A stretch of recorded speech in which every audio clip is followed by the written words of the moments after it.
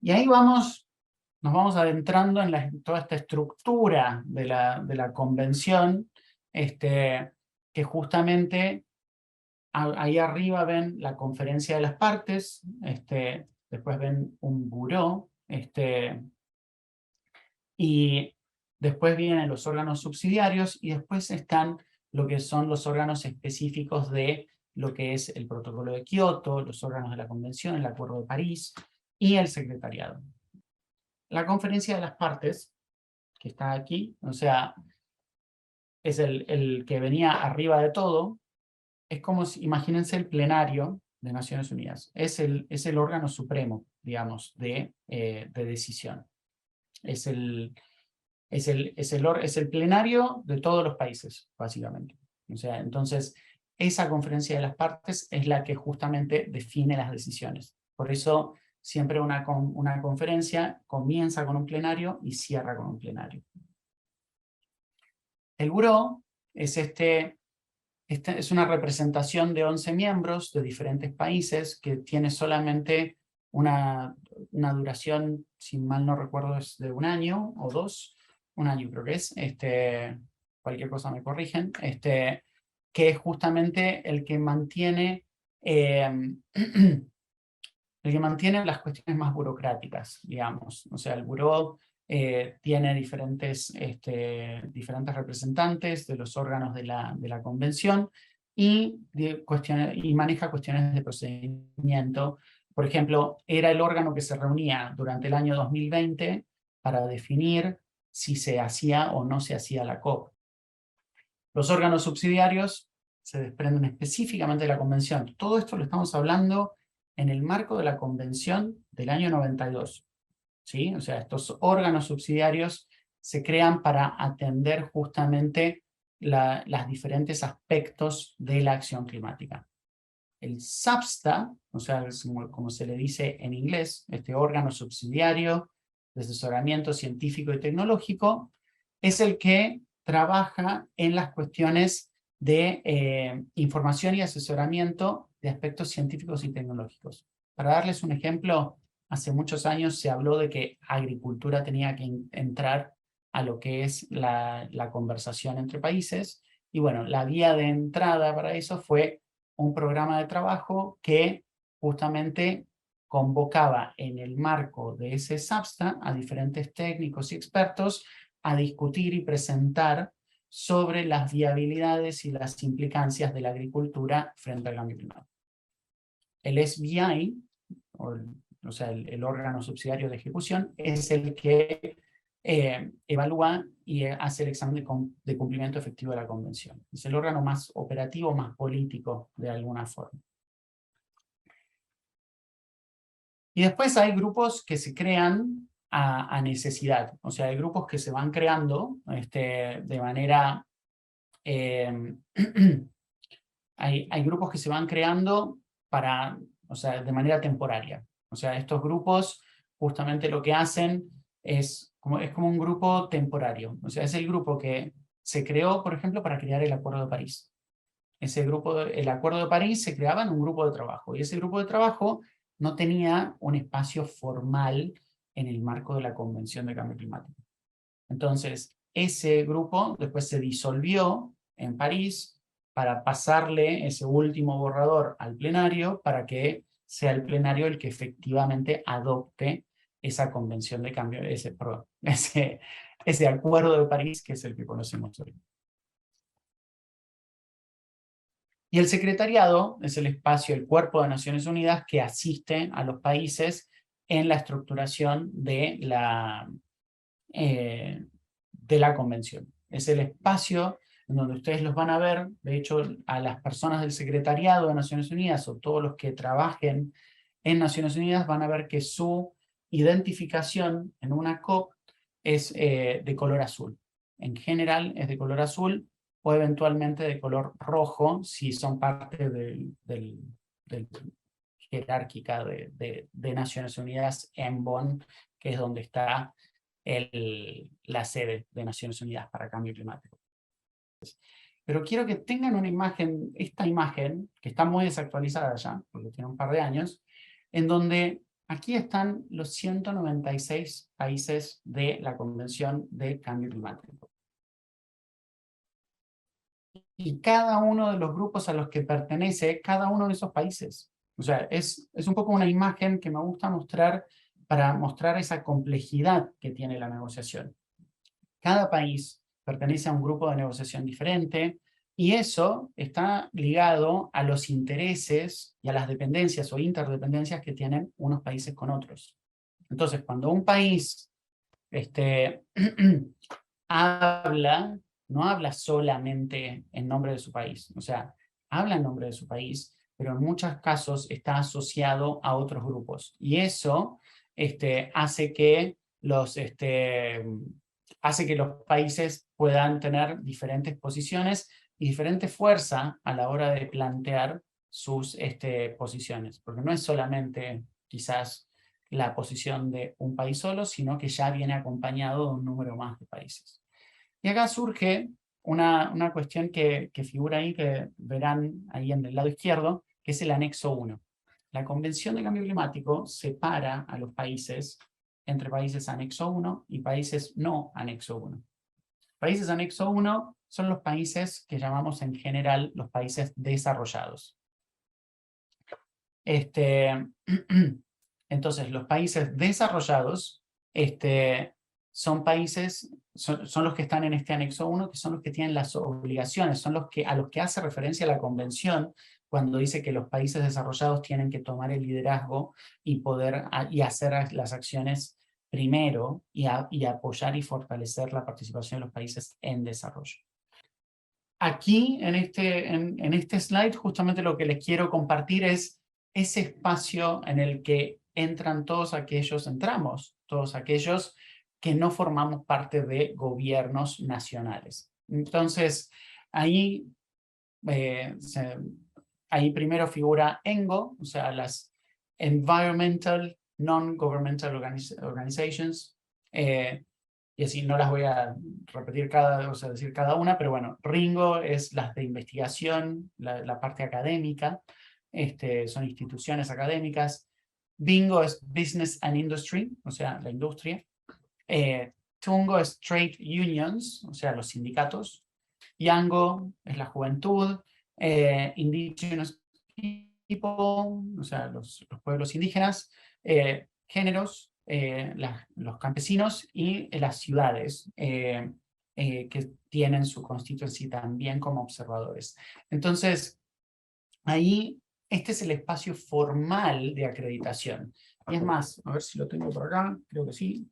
Esta es mi acreditación de la última COP, no, de la última interseccional. A ver, no sé si, pero no estoy viendo mi video en este momento, ahí está. Ven que es de color amarillo y dice observador. O sea, justamente hace un ratito les decía que las personas de Naciones Unidas tenían una acreditación azul. Bueno, la acreditación de los observadores en general es de color amarillo, ahí que dice observer. Mi foto también es vieja. Así que ahí, digamos, justamente lo que es el espacio en el que cada uno adentro de su constituency, como les decimos, coordina con las diferentes organizaciones, diferentes posiciones. ¿Cuáles son las limitaciones de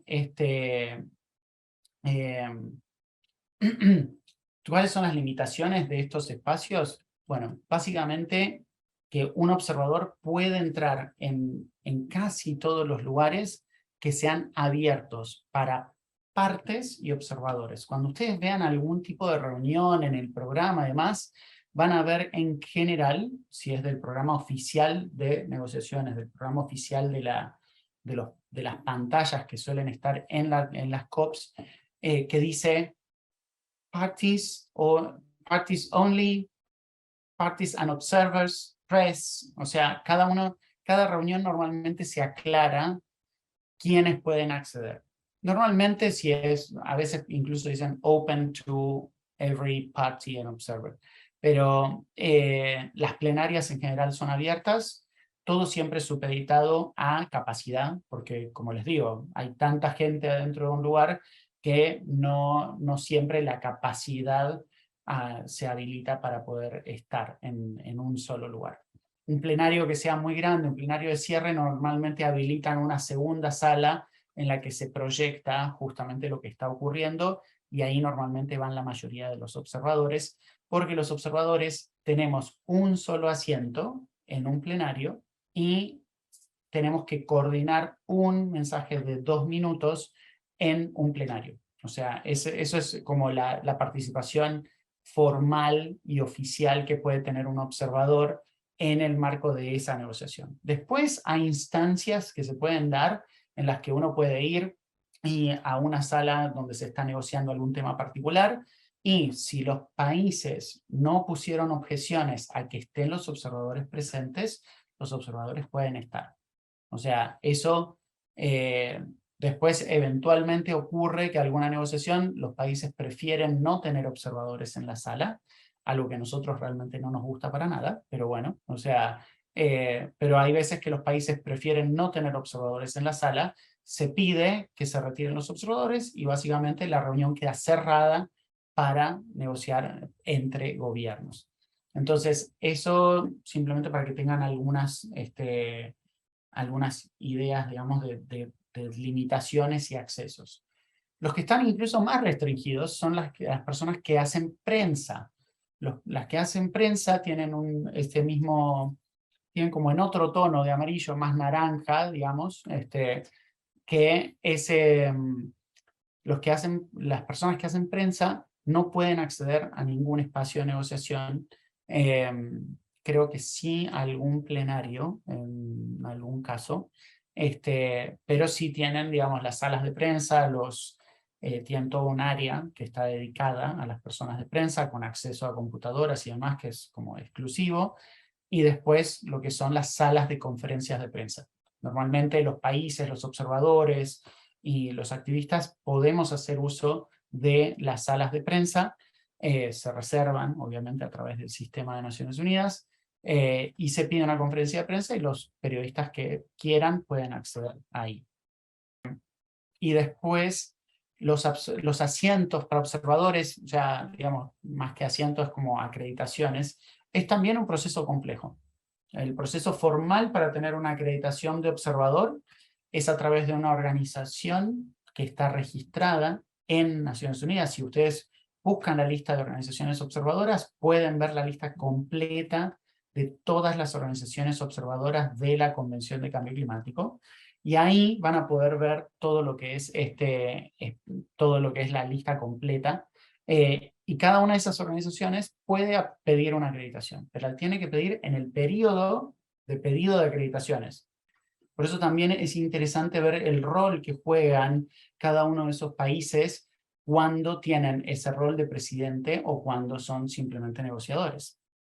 Y para darles así un par de imágenes de algo de lo que son las negociaciones, esto es de una interseccional, o sea, corredores en los pasillos en donde circula gente, algunos stand de diferentes organizaciones o incluso en algún caso de gobiernos. En una COP todo eso se hace mucho más grande, incluso hay pabellones, hay diferentes instancias.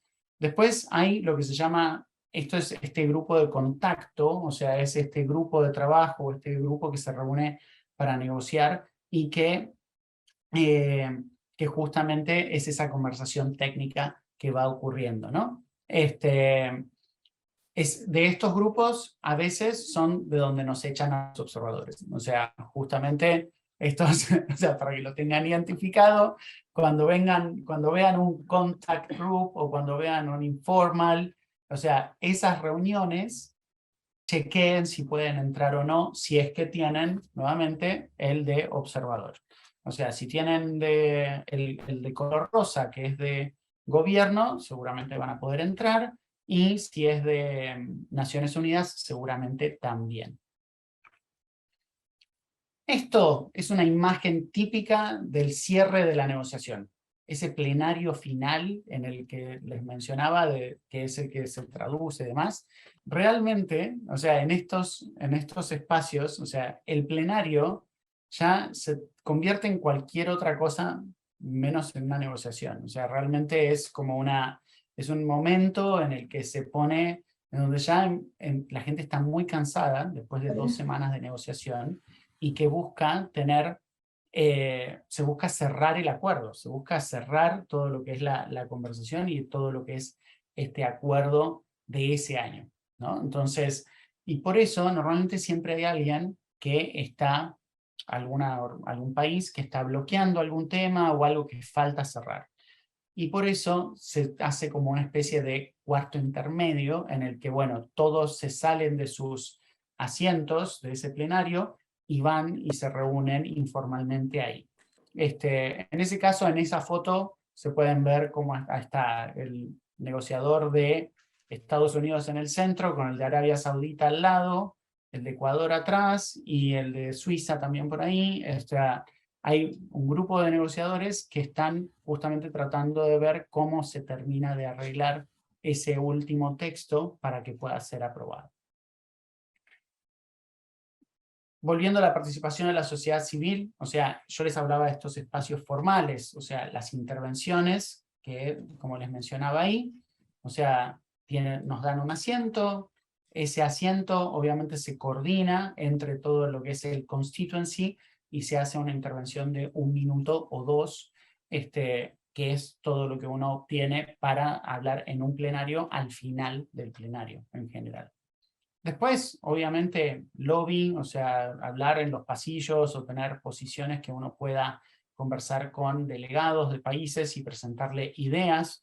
Pues muchas veces lo que ocurre no es que uno está de la vereda de enfrente y simplemente dice cosas. O sea, muchas veces uno ayuda a encontrarle salidas, opciones y alternativas a lo que los países están negociando. Entonces simplemente sirve para poder seguir encontrándole la vuelta y encontrando diferentes espacios para solucionar las trabas en esa discusión diplomática.